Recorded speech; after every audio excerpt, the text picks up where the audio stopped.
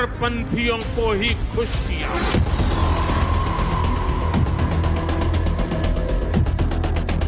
Vote bank को खुश करने के लिए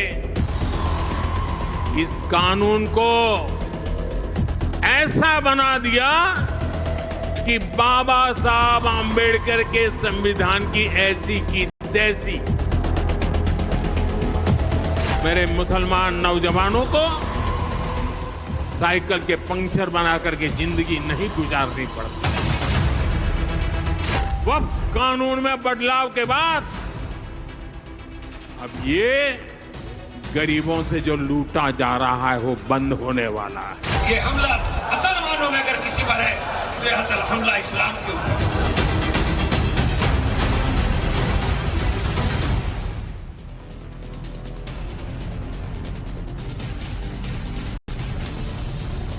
नमस्कार, आपके साथ मैं हूं विद्यानाथ झा। देश के सबसे पसंदीदा डिबेट शो राष्ट्रवाद में आपका स्वागत है। राष्ट्रवाद यानी कि देश से बढ़कर कुछ भी नहीं। क्या प्रधानमंत्री नरेंद्र मोदी ने वक्फ कानून का विरोध करने वालों के एजेंडे को नाकाम कर दिया है, बेनकाब कर दिया है? क्या सिर्फ वोट बैंक की राजनीति के लिए ही वक्फ कानून के खिलाफ माहौल बनाया जा रहा है? क्या सियासत चमकाने के लिए या वक्फ की लूट बंद होने के डर से ही भड़काऊ बयानबाजी की जा रही है? अंबेडकर जयंती के मौके पर प्रधानमंत्री नरेंद्र मोदी वक्फ कानून के विरोधियों पर जमकर बरसे। प्रधानमंत्री नरेंद्र मोदी ने कांग्रेस पर करारा पलटवार किया और तुष्टीकरण की राजनीति की पोल खोल दी। पीएम मोदी ने कहा कि कांग्रेस के वोट बैंक के लिए 2013 में आनन फानन में वक्फ संशोधन कानून लागू किया। पीएम मोदी ने कहा कि वक्फ ने गरीबों, पिछड़ों और विधवाओं के लिए कुछ नहीं किया। तो आज नौजवान मुस्लिम युवा जो हैं वो साइकिल का पंचर सिर्फ इसलिए लगा रहे हैं क्योंकि वक्फ ने उनके लिए कुछ नहीं। प्रधानमंत्री नरेंद्र मोदी ने वक्फ कानून को क्यों लाया गया वो भी बताया, लेकिन दूसरी तरफ भड़काऊ बयानबाजी अभी भी जारी है। ओवैसी, मदनी के बाद अब कांग्रेस सांसद इमरान मसूद मुसलमानों को भड़काने में लगे हुए हैं। सवाल है कि क्या वक्फ की लूट बंद हो पाएगी? क्या तभी विरोधियों की बेचैनी बढ़ गई है कि अब जो हम लूट रहे थे वो लूट नहीं मचेगी? आज इसी मुद्दे पर बात करेंगे, बहस करेंगे, लेकिन सबसे पहले आपको एक रिपोर्ट दिखाते हैं। वक्फ कानून पर आर पार की लड़ाई के बीच आज संविधान निर्माता अंबेडकर की जयंती पर प्रधानमंत्री नरेंद्र मोदी ने विरोधियों पर करारा प्रहार किया। हरियाणा के हिसार में जनसभा को संबोधित करते हुए पीएम मोदी ने वक्फ के नाम पर हो हल्ला मचाने और सियासत मचाने वालों के एजेंडे को एक्सपोज कर दिया।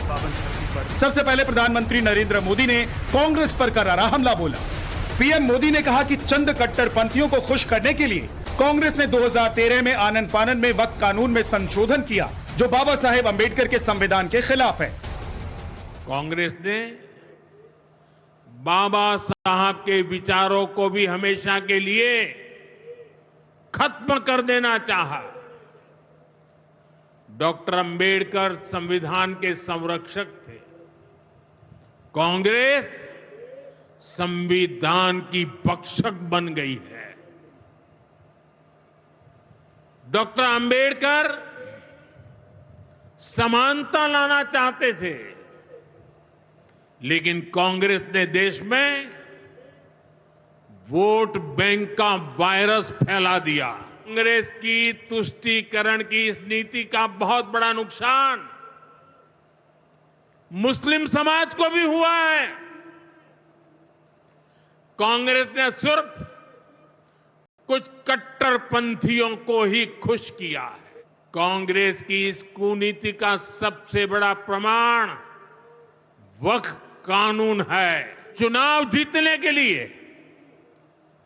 तुष्टीकरण की राजनीति के लिए, वोट बैंक की राजनीति के लिए 2013 के आखिर में, आखिरी सत्र में कांग्रेस ने इतने सालों तक चल रहे वक्फ के कानून में आनन फानन संशोधन कर दिया ताकि चुनाव में वोट पा सके। वोट बैंक को खुश करने के लिए इस कानून को ऐसा बना दिया कि बाबा साहब आंबेडकर के संविधान की ऐसी की तैसी संविधान से ऊपर कर दिया।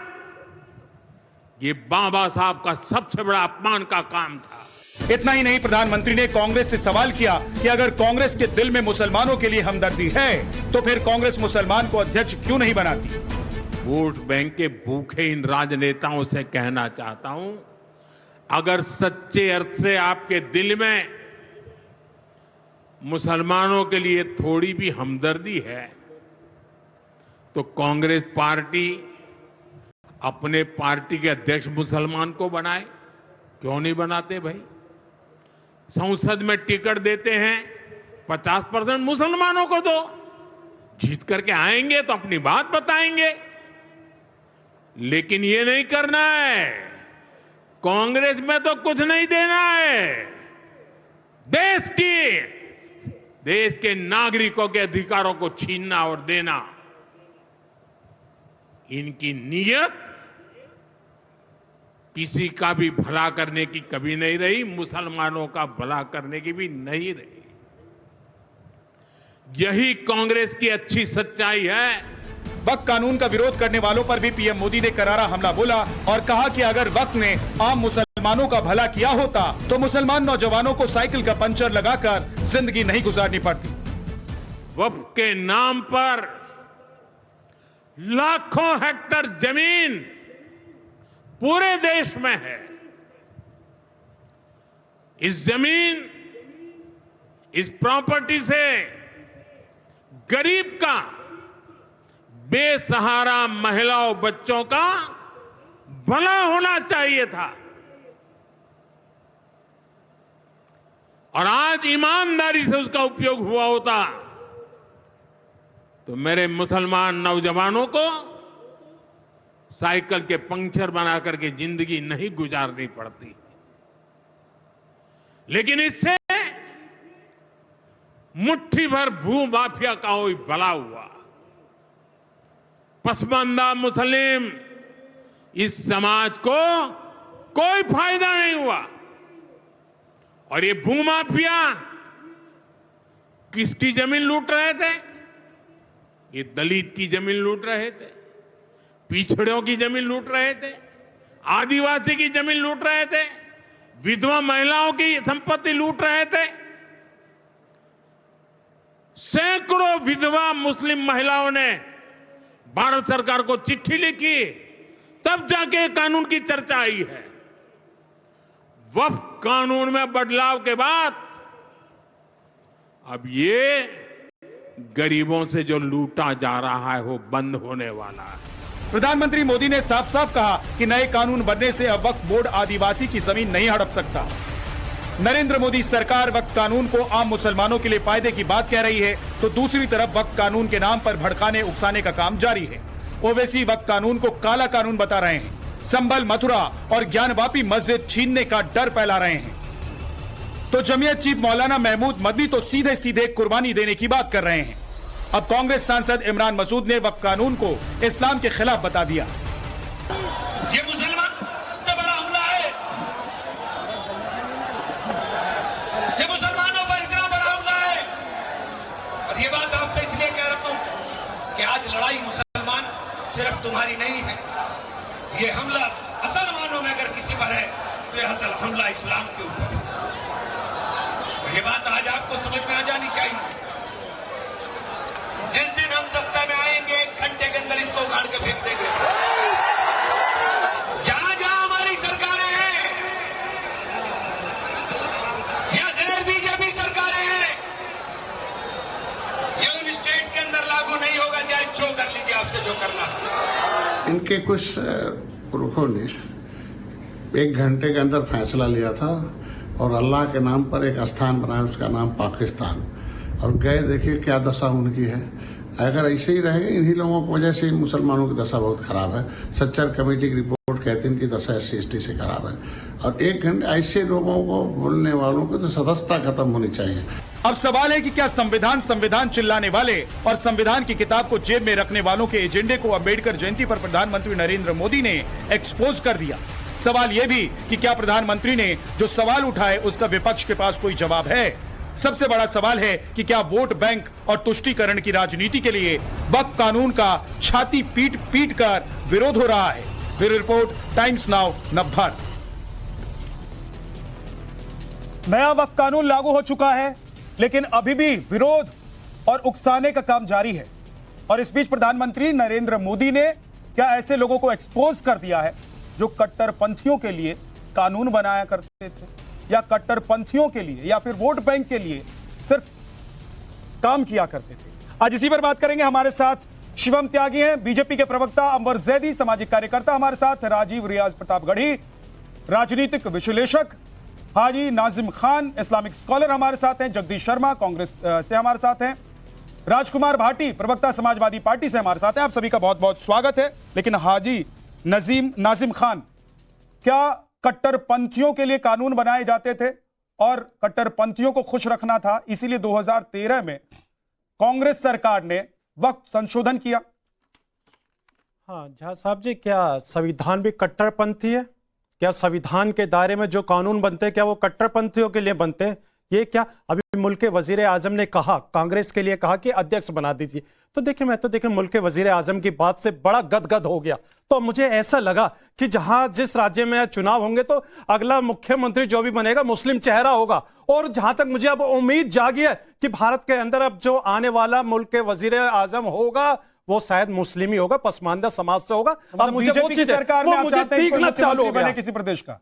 आप कांग्रेस पर आपका भरोसा नहीं है? हाँ सुन लीजिए, मैं तो देखिए संविधान पे भरोसा करता हूं। और देखिए आज देखिए अंबेडकर जयंती जी भी है, और अंबेडकर जयंती जी पे जिस तरीके से मुल्क के वजीर आजम का बयान है, जिस तरीके से सभा को संबोधित कर रहे हैं, हाजी नाजिम के अंदर बड़ी खुशी की लहर दौड़ रही है। आपको दुख लहर दौड़ रही है आप कि चाहते हैं कि अब कट्टरपंथ की विचारधारा को तो आगे नहीं बढ़ाते हैं, इसलिए प्रधानमंत्री की बातों से आप खुश हुए होंगे। हाँ, नाराजगी नहीं होगी? हाँ बस सुन तो लीजिए झा साहब, मुझे खुशी इसलिए हुई कि आने वाले वक्त में अब जो मुख्यमंत्री होगा वो मुसलमान होगा, और आने वाले वक्त में भारत के बेहतर मुस्तकबिल के लिए अब ये मान के चलिए कि मुल्क का वजीर आजम भी पसमानदा समाज से मुस्लिम ही होगा। ये बात बिल्कुल क्लियर हो गई है। जगदीश शर्मा जी, मुसलमान मुख्यमंत्री होंगे अगली बार जब किसी स्टेट में आपकी सरकार बनेगी? देखिए झा साहब, सबसे पहले तो आज हमारे संविधान रचेता है भीमराव अम्बेडकर जी को यहाँ से नमन। और दूसरी बात, आज में शिवम त्यागी जी मुझे बहुत याद आ रहे थे, जब किसी भी डिबेट में बैठते लिखते थे अब की बार 400 पार। 400 पार क्यों? क्योंकि संविधान बदलना है। और आज के दिन हमारे देश के प्रधानमंत्री किस कदर संविधान रचयिता के चरणों में पड़े हैं और हरियाणा में जाकर बोल रहे हैं कि कांग्रेस ने संविधान का अपमान करा। कहना है कि मैं समझता हूं प्रधानमंत्री जी भूल गए। आपने किया नहीं क्या? देख, हम तो हमेशा सम्मान करते हैं, हम कांग्रेस। आपने किया नहीं क्या, ये मुझे बताइए। 2013 में आपने क्या किया? हम हमेशा सम्मान करते हैं, संविधान से देश को चलाना चाहते हैं। हम हिंदू मुसलमान से देश को चलाना नहीं चाहते। जहां साहब समझ लीजिए, प्रधानमंत्री दुखी हैं, बंगाल में चुनाव है, बिहार में चुनाव है। प्रधानमंत्री ने कहा है जगदीश जी कि 2013 में जो आप लोगों ने संशोधन कर कानून बनाया वो कानून क्या था? वो लूट खसोट वाला कानून था, वो माफियाओं के लिए फायदेमंद कानून था। ये तो गरीब मुसलमानों के लिए प्रधानमंत्री कह रहे हैं। मैं वक्फ बोर्ड का मामला चल रहा है, चैनल पर देख रहा था कि बुलडोजर चला दिया है एक मस्जिद पर। अरे भाई, यही तो डर सता रहा था। मस्जिद, मंदिर, गुरुद्वारा, चर्च, ये सब ये कभी भी अवैध नहीं हो सकते। जहां बन गए समाज की नियत और नियत से बन गए। इन पर क्या बुलडोजर इसलिए चला दिया है कि नया कानून आ गया? नहीं भाई, इसलिए मंशा तो यही है कि सारी जमीन इनको देनी है। थोड़ा सा क्लियरिटी के साथ जगदीश जी, थोड़ी क्लियरिटी के साथ आप थोड़ा क्लियर करके बताइए, लोगों को बरगलाइए मत। आप क्लियरिटी के साथ बताएं कि क्या किसी जगह पर अगर बुलडोजर चला है तो वो वक्फ कानून की वजह से चला है? देखिए, मैं तो इनकी नियत के कारण चला है। डर है आज हर समाज को। आप नाम लेंगे वक्फ कानून का, और किसी भी नियत, राजनीति, किसी भी वजह से चले तो भाई परेशान है। इनकी नजर जमीन पर आगे की वजह से तो परेशान नहीं है ना, वक्फ कानून की वजह से अपने हाथ में रखेंगे। भाई संपत्ति का लेन देना कहने की इनको देना होगा, अपने दोस्तों को संपत्ति इनको हाथ में रखनी है। देखिए, हमारे शास्त्रों में रचित है कि मछली की आंख पर जो तीर मार सकता है वो उस युग में वो थे, और इस युग में मछली की आंख की तरह निशाना लगाने वाले आदरणीय प्रधानमंत्री जी आज जो बात बोली है सब के सब एक साथ बिलख गए। लेकिन इसका तथ्यात्मक मुझे कोई जवाब दे दे। यहां सारे महानुभाव बैठे हैं, कांग्रेस वाले भी हैं, मुस्लिम क्लैरिक्स भी हैं। आप मुझे बस एक चीज बता दो, अगर हिंदुस्तान की सबसे ज्यादा जमीन वक्फ के पास है तो यह अब्दुल पंचर क्यों साट रहा है? अगर हिंदुस्तान की सबसे ज्यादा जमीन वक्फ के पास है भाई, तो हिंदुओं की लिटरेसी, प्लीज आप बीच में रोकेंगे, मैं बिल्कुल नहीं, मुझे अगर आप मेरा टाइम नहीं सिक्योर करा सकते मैं चुप हो जाऊंगा। मैं फिर से शुरू कर रहा हूं।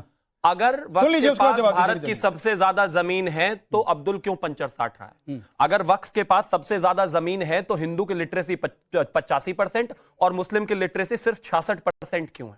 अगर वक्फ के पास सबसे ज्यादा जमीन है तो 14% वाले मुसलमानों की जीडीपी में जो कंट्रीब्यूशन है वो 3% क्यों है?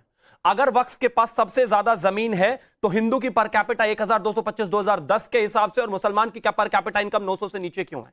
अगर वक्फ के पास सबसे ज्यादा जमीन है तो फिर आप मुझे एक चीज बताइए कि वक्फ की हालात इतने मजबूत होने के बाद भी और सारी जो पार्टियां एक से बढ़कर एक हैं, आप एंगल देखिए, एक पार्टी कांग्रेस जो मुसलमानों के लिए दिन रात जान देने के लिए तैयार रहती है, लेकिन अब्दुल तब भी पंचर ही लगा रहा है। तेजस्वी यादव ने कहा कि मुसलमानों को अगर कोई छेड़ेगा तो हम उसको छोड़ेंगे नहीं, लेकिन शिवम त्यागी एक सवाल, कमेटी की रिपोर्ट मुसलमानों का शिवम, क्या ये वक्फ संशोधित कानून जो आया है सबसे ज्यादा जमीन है आपके पास तो ये क्यों है? मुझे कितना जवाब दे दो। शिवम जी, मैं आपसे एक सवाल पूछ रहा हूं कि क्या इस कानून के आने के बाद अब्दुल पंचर नहीं लगाएगा? बिल्कुल स्थिति बेहतर होगी। क्या गरीब मुसलमानों की स्थिति बदल जाएगी? एक सेकंड रुक जाइए जगदीश, रुक जाओ। हाँ। अंबेडकर जयंती बोलना सीख कर आया करो। बाबा साहब का सम्मान सिर्फ दिखाने भर के लिए नहीं होता। करने लग गए थे आप, रुकिए जरा। और वो पता नहीं अंबेडकर जी और जयंती जी और न जाने क्या क्या कह रहे थे। सम्मान टीवी पर दिखाकर नहीं, दिल में होना चाहिए, शब्द निकलते नहीं। अब आगे प्लीज रुकिए ना। अब फर्क बताता हूं क्या है। कानून से तो फर्क पड़ेगा ही, हमने फर्क में बदलाव किया है।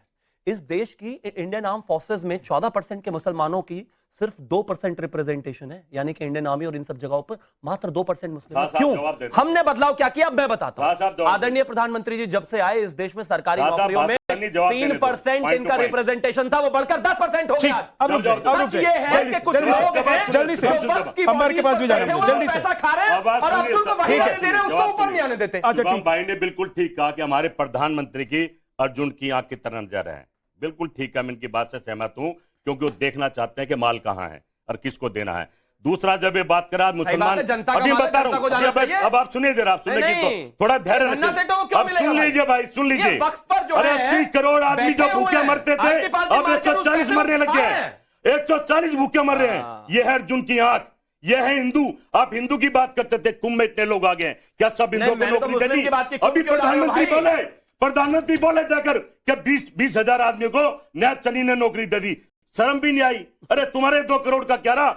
80 करोड़ आदमी भूखे मारते हैं, नौकरी के दूर की बात है। अब चिंता मुसलमान की कर रहे हैं, अब चिंता मुसलमान की कर रहे हैं। ये किसी का नहीं है, जगदीश हिंदू के नाम मुसलमान की लड़ाई है। आपने बोल लिया, मुझे बताइए कि एक सेकंड हो गया तो अभी महाकुंभ का आपने जिक्र किया। पहले महाकुंभ में जितने लोग आते थे वो सरकारें क्या उसको नौकरी देती थी? और मैं बता रहा हूं, राजीव भाटी तो कहते थे 144 साल बाद राजकुमार जी, राजकुमार भाटी जी, तो अचानक राजकुमार भाटी जी याद आ गया इनको? पहले महाकुंभ में जितने लोग आते थे क्या उनको समाजवादी पार्टी या दूसरी सरकारें नौकरी दे देती थी? ये तर्क संगत नहीं है क्या? ये तर्क संगत है क्या? नहीं, मेरे ख्याल से विषय पे ही हम रहें तो ज्यादा बढ़िया होगा। आपने माननीय प्रधानमंत्री जी की बाइट सुनवाई और उनसे हमें बड़ा अद्भुत ज्ञान प्राप्त हुआ। और वही बातें शिवम त्यागी ने भी दोहराई अपने उसमें वक्तव्य में, जो प्रधानमंत्री जी लगभग इशारा कर रहे थे, बोल रहे थे। तो हमें ज्ञान ये मिला कि मुसलमानों को पढ़ाने की और उन्हें नौकरी देने की जिम्मेदारी वक्फ बोर्ड की है। मुसलमानों का विकास करने की, उनकी पर कैपिटा इनकम बढ़ाने की जिम्मेदारी वक्फ बोर्ड की है। मुसलमानों को दवाई, शिक्षा, किताब, इलाज, सड़क, बिजली देने की जिम्मेदारी वक्फ बोर्ड की है। ऐसा अद्भुत ज्ञान पहली बार प्राप्त हुआ। और प्रधानमंत्री जी ने जो अपना भाषण दिया है, मुझे तो शर्म आती है कि देश के प्रधानमंत्री इतने हल्के शब्दों का प्रयोग करते हैं। संविधान की ऐसी की तैसी कर दी, संविधान की ऐसी की तैसी कर दी, ये सड़क छाप भाषा है। कोई 8वीं पास आदमी भी ऐसी भाषा नहीं बोलता है। वो भी अगर बड़े पद पे है और किसी अच्छी जगह बोल रहा हो तो थोड़ा शब्द चयन ठीक करता है। अब मैं शिवम त्यागी जी से और बीजेपी के लोगों से पूछना चाहता हूं, कृपया वो ये बता दें, आज ये बड़े संविधान के हमदर्द और बाबा साहब के बड़े पुजारी बन रहे हैं कि 22 दिसंबर 1949 को आरएसएस ने बाबा साहब का पुतला क्यों जलाया था? बाबा साहब के पुतले जगह जगह देश में क्यों जलाए थे? दूसरी बात वो ये बता दें कि जो अभी कह रहे थे कि अभी शिवम त्यागी जी कह रहे थे कि शिक्षा नहीं मिली और ये नौकरियां नहीं मिली, तो जब ओबीसी को या एससी को या अनुसूचित जातियों को आरक्षण, जहां बीजेपी की सरकार है उनके आरक्षण में बेईमानी क्यों हो रही है? उत्तर प्रदेश हाईकोर्ट का दूसरा सवाल हो गया राजकुमार भाटी जी, ये दूसरा सवाल हो गया। नहीं, ये दूसरा सवाल हो गया कि मान लीजिए मैंने कोई काम नहीं किया तो आपने क्यों नहीं किया, ये अलग बात हो गई। लेकिन आपने जो सवाल उठा उस पर जल्दी से जवाब मैं शिवम से लेता हूं, उसके बाद आखिरी सवाल पर भी आपको जवाब देना चाहते हैं।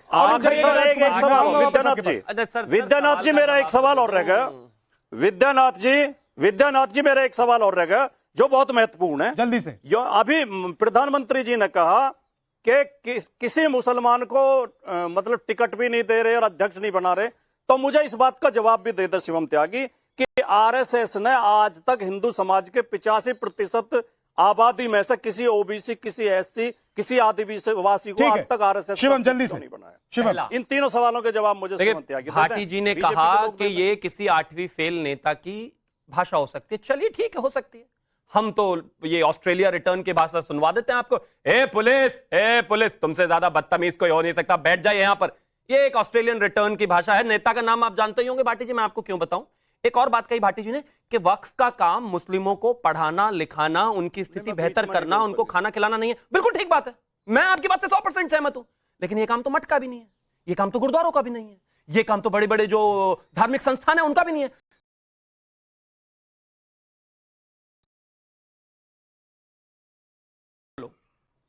और तिरुपति में लोगों को भंडारा खिलाना लोगों का काम नहीं है, सरकार का है, लेकिन फिर भी खिलाते हैं। वो समाज के आगे बढ़ने के लिए जो काम होने चाहिए सारे धार्मिक संस्थान करते हैं। वक्फ कौन सा वो बना? वक्फ क्या करता है? 5 स्टार प्रॉपर्टी को बैंगलोर में 50,000 रुपए की लीज पे दे देता है एक नेता को उठाकर। दर्द उन नेताओं को है। और एक और चीज कहना चाहता हूं, इन्होंने कहा कि मुसलमानों के लिए क्या किया। बिल्कुल ठीक बात है, मैं तो सवाल पूछ रहा हूं। ये जो इतने प्रेमी हैं मुसलमानों के, इतने लंबे लंबे साल तक रहे, एक सरकार रही, उत्तर प्रदेश में भी सरकार रही, रिजर्वेशन इन प्रमोशन इन्होंने ही हटाया सही में। और तो और दलित जो नौकरी कर चुके थे, जो 3 साल पहले प्रमोट हो गए थे, उस तक को कैंसिल कर दिया इन्होंने। ये दलितों के प्रति आपका सम्मान है। और बाबा साहब की आप बात कर रहे हैं, बाबा साहब की विचारधारा को लेकर आगे जाने वाली बहन कुमारी मायावती के साथ क्या क्या बताने की आवश्यकता ही नहीं है। और अंत में एक और चीज कहना चाहता हूं मैं, विषय बहुत साफ है।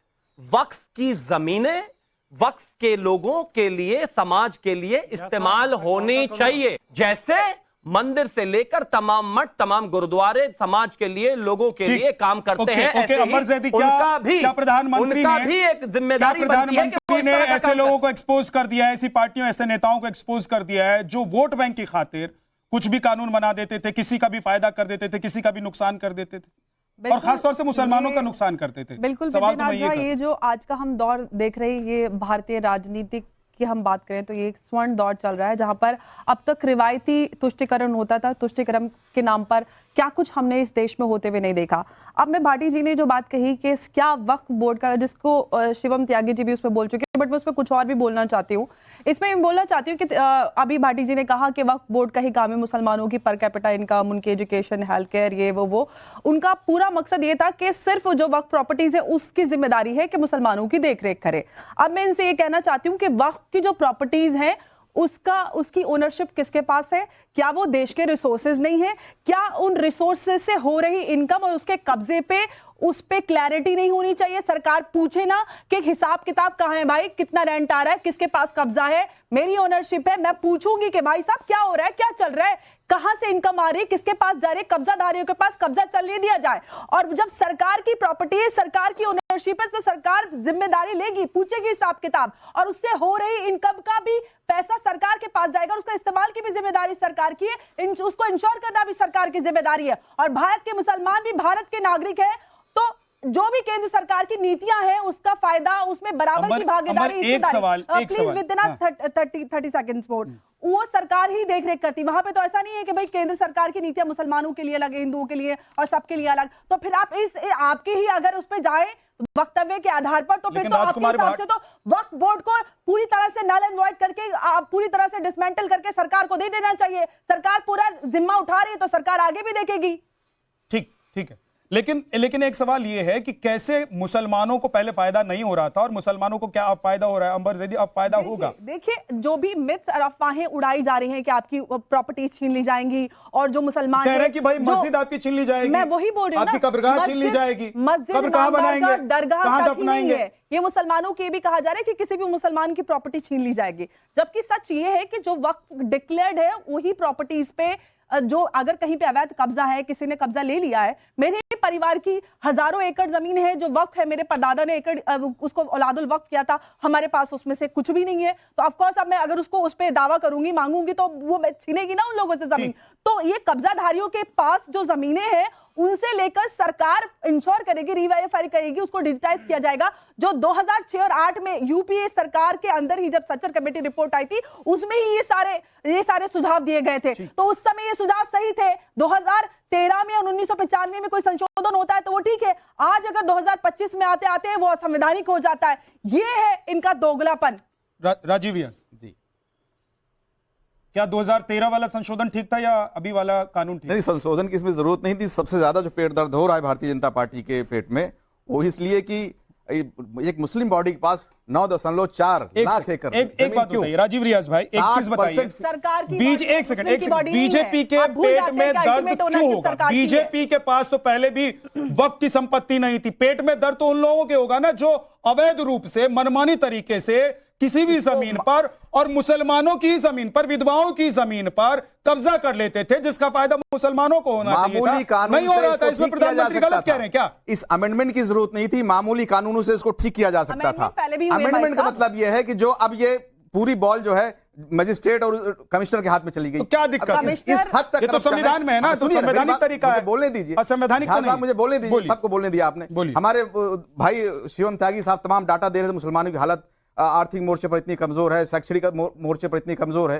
तो मैं बता दूं कि 1% जनता के पास हिंदुस्तान का 40% वेल्थ है, 10% लोगों के पास 70% वेल्थ है इस कंट्री का। यहां रिफॉर्म की जरूरत है। अगर प्रधानमंत्री जी वाकई गंभीर है इस मसले को लेकर, तो गरीबी और अमीरी का डाटा गैप बहुत बड़ा हो गया है। दूसरी बात मैं अर्ज कर देना चाहूं तो बाबा साहब का नाम ले लेकर हमारे भाटी जी बड़ी लंबी लंबी बातें कर रहे थे। अब अय्याशी का अड्डा किसने बोला था और प्रमोशन में रिजर्वेशन का बिल किसने फाड़ा था? बाबा साहब का जो मेमोरियल है लखनऊ में, उसको जो है अय्याशी का अड्डा किसने बोला था? सपा ने बोला था। इनके जो प्रमोशन में रिजर्वेशन के बिल इन्होंने फाड़ा था। जो एम्प्लॉइज प्रमोट हो गए तो उनको डिमोट करने का काम इन्होंने किया था। भगवान बुद्ध के नाम से जो है जिला था, उसको बदलने का काम इन्होंने किया। अब इनसे ज्यादा घोर दलित विरोधी, बाबा साहब अंबेडकर विरोधी कोई दूसरा नहीं हो सकता। ठीक है राजीव भाई, ठीक है, उसका जवाब मैं ले लेता हूं भाटी जी से, लेकिन एक बात और बताइए, और क्योंकि आपने शिवम को लेकर भी सवाल पूछा, तो उनसे भी एक मेरा सवाल है कि अभी मुसलमानों को भड़काया जा रहा है कि देखिए आपकी काशी की मस्जिद छिन जाएगी, आपकी संभल की मस्जिद छिन जाएगी, आपकी मथुरा की मस्जिद छिन जाएगी। तो ये सब जो बातें हो रही है सिर्फ मुसलमानों को भड़काने के लिए नहीं हो रही है क्या? देखिए, इसकी संभावना है, इस देश में छीना गया है। 60 संभावना कैसे? इस कानून से छिन जाएगा, इस कानून से छिन जाएगा। अरे संभल की मस्जिद, अगर संभल की मस्जिद की जगह अगर ये साबित हो जाता है कि वहां पर मंदिर था, तो इस कानून की वजह से होगा। विद्यानाथ जी जाएंगे अगर आप, तो तमाम मंदिरों को आप जब उसमें जांच होगी पता लगा सारे बौद्ध मठ थे। मैं एक उदाहरण देता हूं गोरखनाथ मठ का। वो बाबा मत्स्येंद्रनाथ ने उसको स्थापित किया था जातिवाद के विरुद्ध। हिंदू समाज जिसको मतलब आप ये मान रहे हैं ना कि मस्जिद की जगह नहीं थी? मेरी बात सुनिए, चाहे वो सनातनियों की थी, चाहे बौद्धों की थी, मस्जिद की तो नहीं दिया जाए, मुझे बोलने दिया जाए। आज वो मठ हिंदू, जो उनके दुश्मन थे तथाकथित हिंदू शक्तियां, उसके लिए इस्तेमाल हो रहा है। बाबा योगी आदित्यनाथ की मेरी आवाज आनी चाहिए। मतलब आप क्लियर तो रहिए अपने पार्ट पर। मैं कह रहा हूं कि आप ये मान रहे हैं ना कि मस्जिद की जगह नहीं है वो, जहां भी लड़ाई चल रही है, चाहे वो बौद्ध मठ की जगह रही हो या सनातन किसी मंदिर की जगह बनाई नहीं, आपकी जगह तो नहीं है। ऐसी जगह नहीं बनाई जा सकती जहां कोई और आपकी जगह नहीं है, ये आपने माना ना? नहीं, बिल्कुल नहीं मान रहा हूं। तो फिर अभी तो आपने कहा, अभी पीछे बाइट कर सुनवाऊं क्या? अभी आपने कुछ ही सेकंड पहले कहा। मैं ये कह रहा हूं भाई साहब कि अगर मस्जिद कहीं बनी है तो उसके नीचे कोई और इबादतगाह नहीं हो सकती है। तो ये बात अलग हो गई, लेकिन आपने कहा कि जहां पर मंदिर होने का ये दावा कर रहे हैं वहां पर बौद्ध मठ था, तो कम से कम आप ये मान रहे हैं कि मस्जिद की जगह नहीं है। ठीक है, एक बार शिवम जवाब दीजिए, इन्होंने आपसे सवाल किया, उसके बाद मैं जाऊंगा भाटी साहब के पास। एक चीज हमें समझनी चाहिए, हिस्टोरिकली फैक्ट, इस देश में सबसे ज्यादा मुस्लिम तो कांग्रेस के प्रताड़ित है ही हैं, और उसमें भी सबसे ज्यादा प्रताड़ित है मुस्लिम बहनें। शाहबानो के केस में जब फैसला पलटा राजीव गांधी ने, उससे 24 घंटे पहले तक राजीव गांधी उसके फेवर में थे। एक 70 साल की महिला को जो 75 रुपए सुप्रीम कोर्ट से जाकर गुजारा भत्ता मिला, उसके फेवर में थे राजीव गांधी। लेकिन जैसे ही मामला पास हुआ, कुछ मौलाना पहुंच गए प्रधानमंत्री के पास और उन्होंने अगले दिन आकर बिल लाकर पलट दिया। ये सीधी रीड वाले प्रधानमंत्री हैं, कुछ नहीं होने वाला। इस तरह की बातें किसी को भी अगर करनी है तो गलत है। हमने बदलाव किया और हम बता रहे हैं। और एक और चीज इन्होंने कही कि वो तो कोई भी मस्जिद जो है मंदिर के ऊपर हो ही नहीं सकती। चलो भैया, मैं आपका नाम सुप्रीम कोर्ट रख देता हूं, ठीक रहेगा, क्योंकि सुप्रीम कोर्ट ने तो ऐसा नहीं माना। एएसआई रख दूं आपका नाम, क्योंकि एएसआई ने तो कहा था वहां बाबरी के नीचे मंदिर ही था। तो मैं मानता हूं इस तरह की बातों में जाने का कोई सेंस नहीं है। जिस दिन एएसआई के कुछ बन जाओगे, चिल्लाना नहीं है, चिल्लाना अपने लिए। ये देखिए कितना चिल्लाना हो। सुप्रीम कोर्ट ने नहीं माना कि बाबरी मस्जिद के नीचे मंदिर है भाई। आप जज लगे हो सुप्रीम कोर्ट के? ये किसने कह दिया इनको? भाई आप तो जज नहीं है। सुप्रीम कोर्ट का जो फैसला था उसको तो मानेंगे, सुप्रीम कोर्ट का फैसला मानेंगे या नहीं मानेंगे? या सिर्फ गलत फैक्ट है भाई, गलत फैक्ट है। वही लोग हैं जो बम फैलाते थे वक्फ की जमीन के ऊपर। सुन लीजिए, अरे भाई आप ही को सुनो। आप तो मुसलमान को पंचर कह के बोल रहे हैं, अब्दुल पंचर कह के। भाई हिंदू भाई भी तो पंचर लगाते हैं, हिंदू भाई भी तो पंचर लगाते हैं, तो हिंदू पंचर वाला क्यों नहीं कहा? लेकिन मुस्लिम को अब्दुल पंचर के नाम से कमाल बात हो गई। मतलब पंचर वाले को पंचर वाला बोल दो तो भी गलत बात हो गई। इसको भी गाली लगी। कहा मैं गलत से क्यों पंचर वाला कहेगा इस तरीके? और दूसरी बात सुन लीजिए, हाजी नसीब वो तो अच्छी बात कह रहे हैं ना। अरे वो कह रहे हैं कि प्रोग्रेस नहीं हुआ। बोलना ही नहीं चाहता। अरे सुनिए ना, प्रधानमंत्री ने आज ऐसा नहीं कहा ना कि पंचर वाले को पंचर वाला रखना है। उन्होंने कहा कि पंचर क्यों लगा रहे हो भाई? पंचर क्यों लगा रहे हो? अभी 70 साल में आपको डॉक्टर इंजीनियर बनना चाहिए, आप पंचर लगा रहे हैं। एक और फैक्ट है, वक्फ में 40,000 केस पड़े हुए हैं जो डिस्प्यूट में, उसमें से 10,000 केस भी अब्दुल के ही हैं। परेशान भी आप ही हो, हम उसी को ठीक कर रहे हैं। वो हिंदू मुस्लिम का विषय ही नहीं है, ये तो गरीब आदमी को दबा रहे हैं। वहां पर जो ऊपर कुछ लोग ठेकेदारी कर रहे हैं वो बना रहे हैं। सबसे ज्यादा प्रॉब्लम उन लोगों से। मेरे गरीब इस देश की सबसे ज्यादा जमीन को गरीब नहीं है वाले आदमी। मेरे हिंदू भाई गरीब मैं जवाब दूंगा इनके दर्द का। आश्रम के पास जमीन है, मठ के पास है भाई, उसकी भी थोड़ा सा जांच करवा लीजिए। जो मेरे गरीब हिंदू भाई है वो उनका भी थोड़ा बड़ा हो जाएगा। लेकिन आप तो भाई मुस्लिम में हित की बातें करते हैं। एक ही लाइन है, हिंदू भाइयों की बात कीजिए। एक ही लाइन है। अरे भाई हिंदू मेरे भाई है। देखिए एक ही लाइन है, एक ही लाइन है इसके लिए। एक लाइन है। आप जो ये बार बार खोदने की बात कर रहे हैं ना, मेरी बारी है। जहां खुदा है वहीं भगवान है। भाई शिवम भाई कहाँ खुदा है? अरे भाई मेरी बात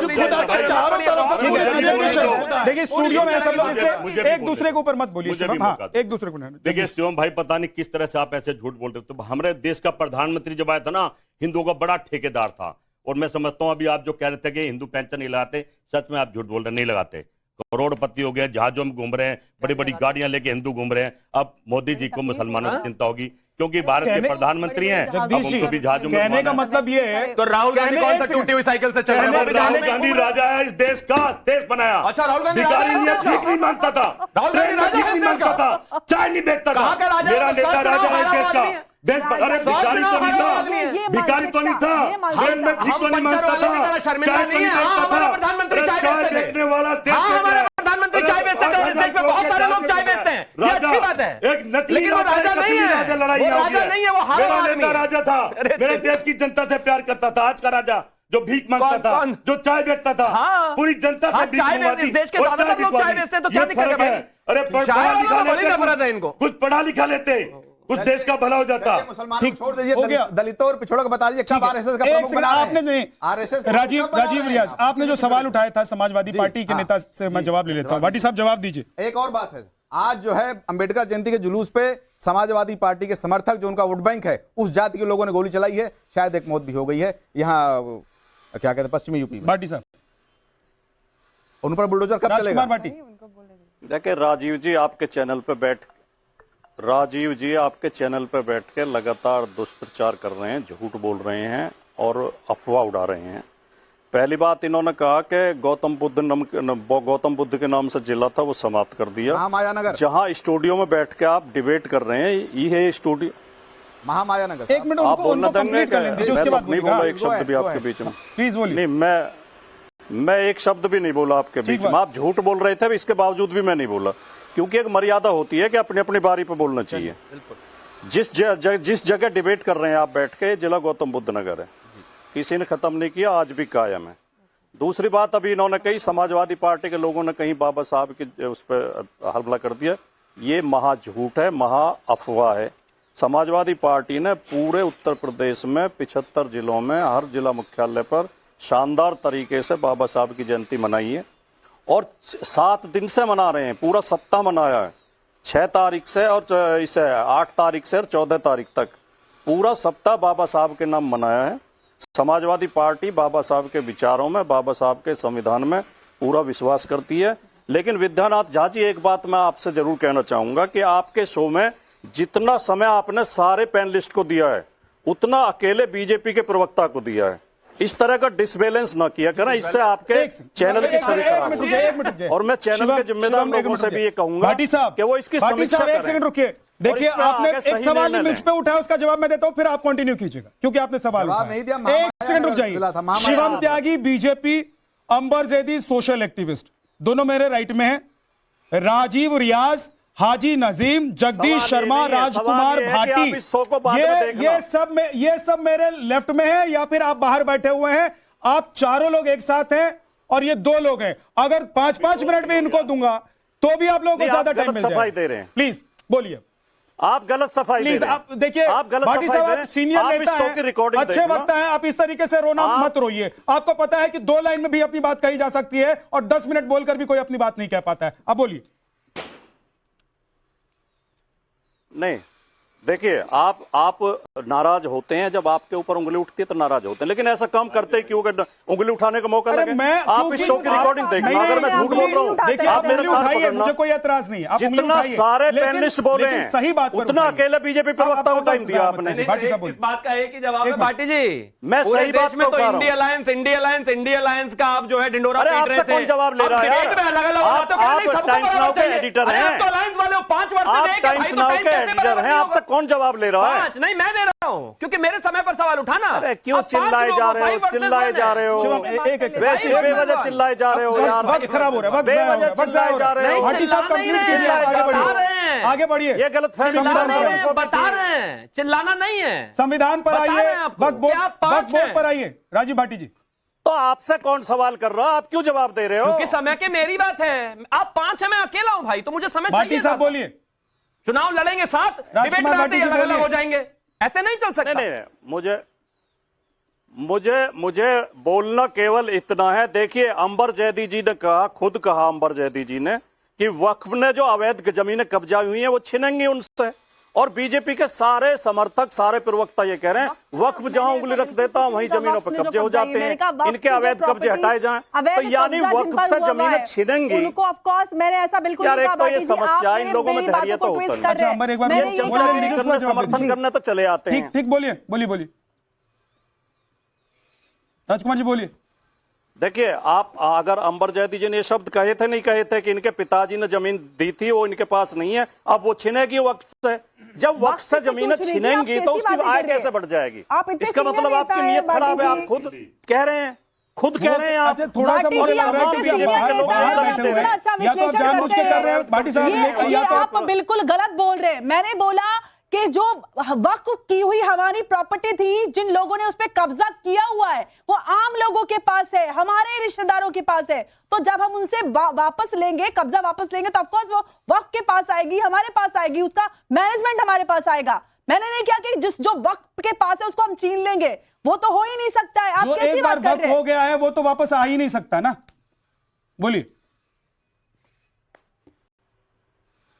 लेकिन पहले आप ऐसा नहीं कह रही थी। मैं ऐसा ही कह रही थी, मैंने ये कहा था उससे पहले कि जिन वक्त की प्रॉपर्टीज पे अवैध कब्जा है उसको वापस लिया जाएगा। ठीक है, प्रॉपर्टीज को रीवेरीफाई करके अंबर जैदी, देखिए ये अंबर जैदी वर्सेस भारत सरकार नहीं हो रहा है या समाजवादी पार्टी नहीं हो रही है, तो इसलिए संविधान और वक्त पर रहते हैं, संविधान और वक्त पर रहते हैं। राजीव जी जल्दी, अब 20 सेकंड में जवाब दीजिए, आप काफी लंबा वक्त हो गया।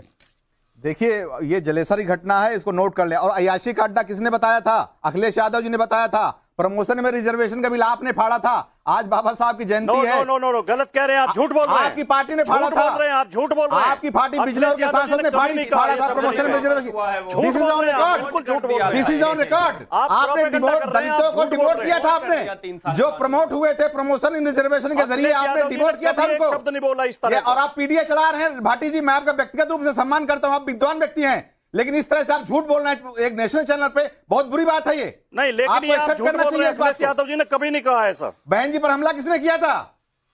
नहीं वापस आप झूठ बोल रहे, मैं कैसे accept कह करूं? दीजिए, माफी मांग लीजिए। अखिलेश यादव जी ने तो अरे माफी मांग लीजिए भाई, माफ कर देंगे। दलित बड़े महान है, इस देश से माफ कर देंगे। समाजवादी पार्टी की सरकार बनी,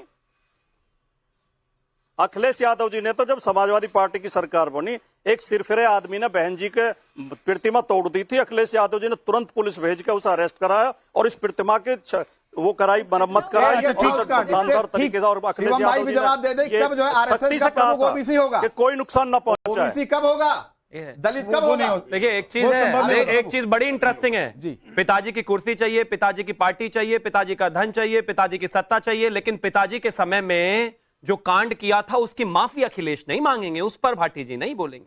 अभी कह देंगे कि चीख रहे हैं, चिल्ला रहे हैं, ऐसे हो रहा है, वैसे हो रहा है। हमने ये किया, रिजर्वेशन इन प्रमोशन आपने रोका, 3 साल प्रमोटेड लोगों को वापस आप लेकर आए। इस देश में क्या हुआ गेस्ट हाउस कांड में ये देश जानता है। हाँ, सब जानते हैं। पार्टी आप चला इसलिए मैं कह रहा हूं डिबेट को डिरेल मत कीजिए, छोड़ दीजिए। और इससे बेहतर दिन हो भी नहीं सकता। आज अम्बेडकर जयंती है, बहन जी का दिल बड़ा, माफ भी कर देंगे अगर माफी मांग ले तो क्या बुराई है भाटी जी? लेकिन मुद्दे पर रहते हैं, मुद्दे पर रहते हैं। इससे बड़ा क्या मुद्दा होगा? जगदीश शर्मा जी, क्या आप लोगों ने जानबूझकर नहीं एक कानून पास किया 2013 में, और क्या जानबूझकर आप लोगों ने निरंकुश तरीके से इतनी शक्तियां दे दी कि वक्त निरंकुश हो गया? जहां उंगली रख दे वही जमीन उसकी, चोर भी मैं, सिपाही भी मैं, और फैसला भी मेरा, अदालत भी मैं।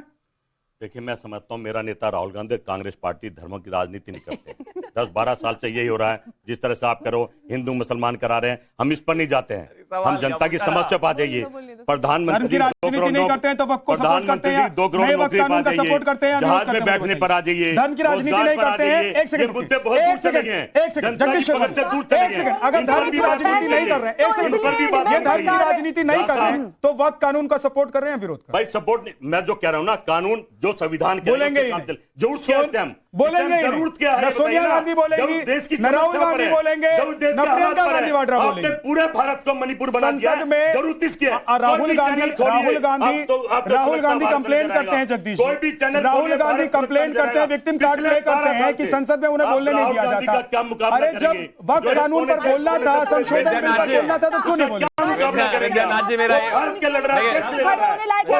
की बात नहीं कर रहा, इस बात को समझ लीजिए। विद्यानाथ जी, देखिए मेरा एक निवेदन है राहुल गांधी जी से, मेरा एक निवेदन है, कांग्रेसी अगर इस चैनल को देख रहे होंगे, जो कि देख ही रहे होंगे, टाइम्स को बड़ा प्यार करते हैं वो लोग, तो मेरा राहुल गांधी जी से एक निवेदन है कि आपके जो यहाँ प्रवक्ता हैं वो आपके इतने बड़े फैन है, कृपया करके इनको कुछ दे दो भाई।